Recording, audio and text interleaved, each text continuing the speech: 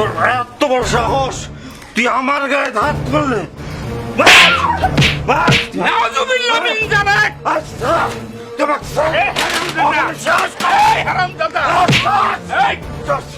লজ্জা শরম বলতে কিছু নেই।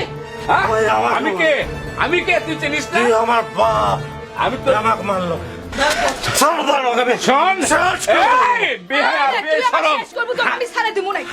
সন্তানেরা আমার মুখের বড় কথা। লজ্জা শরম বলতে কিছু নাই।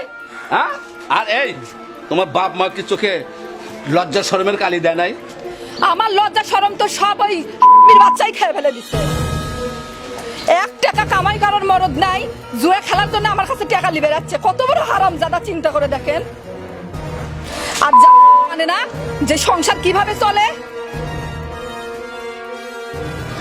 1 পয়সা কামাইয়ের মরদ নাই, আসে আমার কাছে জুয়া খেলার টাকা লিবে। মুখ সামলে কথা কবে, একেবারে টেংরে ভাঙা ফেলা। আইরে হারামজাদা, তোর টেংরি আমি ভাঙমু। আমার যখন তো কামাই করেই খিনের লাগে, তো ঘরে শুয়ে থেকে খিলেমু। আয়। এই আপনারা কি দেখছেন? এটা আমাদের পারিবারিক ব্যাপার। আপনার দম তো যান, এখান থেকে চলে যান। আপনারা যান বলছে।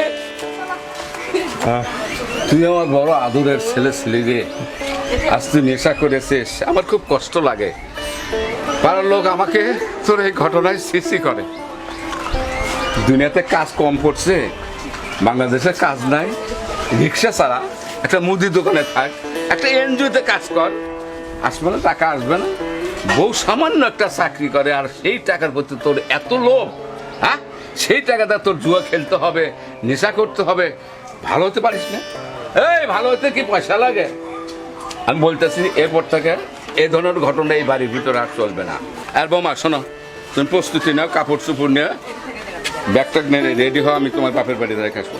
ও যেদিন ভালো হবে সেদিন আমার সংসারে শান্তি হবে, তার তুমি আসবে না। চলো। বাবা, বাবা আমার ভুল হয়ে গেছে, আমি আর এগুলো নেশা করবো না বাবা। বাবা, তোকে তো আমি শখ করে ছোট থেকে বড় করেছি। আমি কি চাই বা কোনো বাপ মাও কি চাই সন্তান খারাপ হয়ে যায়? বৌমার কাছে মাপ নেই, আমার কাছে মাপ নিতে হবে না। বউ, তুই আমাকে মাফ করে দে। আমি আমার ছেলের মাথা হাত দিয়ে করছি, আমি কান ধরে করছি, আর কোনোদিন নেশা করবো না। তুই আমাকে মাফ করে দে বউ। ও আব্বা, আপনি কোলেন দেখে আমি মাফ করে দিচ্ছি, কিন্তু এরকম যেন আর কোনোদিন না হয়। আর কোনোদিন তুই আমাকে মাফ করে দেবো। ঠিক আছে মা, চলো তোমরা ঘরে চলো। যাও বাবা।